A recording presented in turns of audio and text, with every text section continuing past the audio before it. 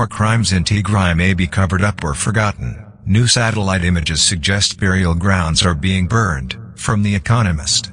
Earlier this year, alarming reports spread through refugee camps in eastern Sudan that host refugees from Tigray, a region of Ethiopia where a vicious civil war erupted in 2020 but fizzled out last year. A trader from a contested area officially known as Western Tigray said the remains of Tigrayans murdered during recent rounds of ethnic cleansing were being dug up or set on fire. The aim, he told refugees by text messages, was to hide their bodies. Claims that evidence of atrocities committed during Ethiopia's horror-strewn civil war is being destroyed are not new. In April last year, Human Rights Watch and Amnesty International, two rights groups, published a lengthy joint report which concluded that authorities from Ethiopia's Amhara region had systematically killed or evicted hundreds of thousands of Tigrayans from Western Tigray. A month later, the BBC reported that security forces from Amhara, which have occupied the area since the war began, had been digging up mass graves and disposing of bodies, holding to account those responsible for war crimes and crimes against humanity as part of the peace agreement reached in November by the government of Abiy Ahmed, Ethiopia's prime minister, and the Tigrayan People's Liberation Front, TPLF. In theory, it is also a condition for Ethiopia to improve its relations with the West after more than 2 years in the diplomatic deep freeze. But while Abiy's government says it is espousing transitional justice, it is blocking efforts to uncover the truth and punish the perpetrators. It may also be complicit in a cover-up. More than 100 satellite images of known detention sites and suspected burial grounds in Western Tigray suggest that some evidence has already been disturbed or destroyed. The imagery, collected and analyzed by Vigil Monitor, a British-based conflict research group, shows disturbances at locations that eyewitnesses separately identified as body disposal sites. Near 3 prison camps, these disturbances, such as freshly scorched earth, became visible shortly after the peace deal was signed. In the walls of Bet Hinset's prison in Amhara, close to Ethiopia's border with both Sudan and Eritrea, burns appeared on ground identified precisely by many former inmates as a mass grave. Vigil argues that such unusual burns noticed in various sites suggest that evidence is being destroyed at numerous locations.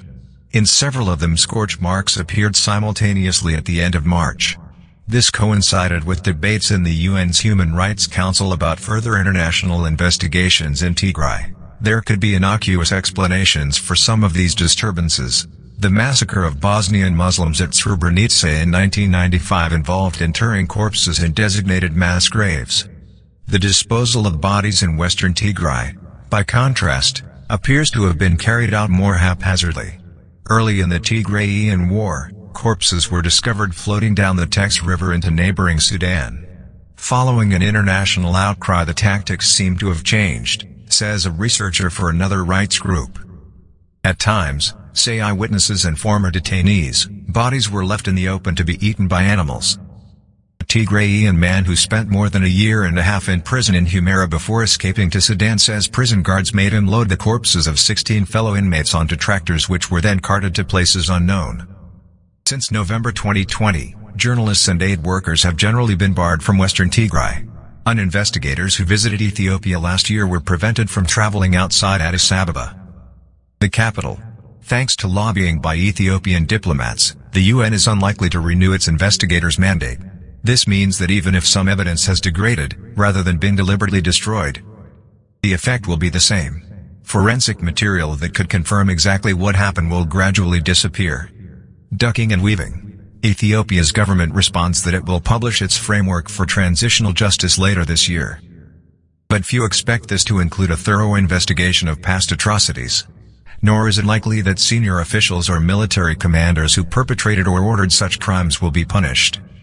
A new report by Human Rights Watch notes that not one Ethiopian official responsible for ethnic cleansing has been removed or brought to justice. In all likelihood, they will just move straight on to reconciliation and sweep atrocities under the rug, says an Ethiopian consultant who has been pushing for justice. It helps that the TPLF, whose forces also stand accused of committing war crimes, no longer seems especially bothered. During peace talks, the parties both talked a good game, says an American official. but it would be fair to say that each was looking for accountability for abuses done by the other side. Last month the Biden administration, marking a step towards fully resuming American aid and development assistance, notified Congress that Ethiopia's government was no longer engaged in a pattern of gross violations of human rights. But however tempting it may be to let truth and justice be set quietly aside, it is a weak foundation for a lasting peace.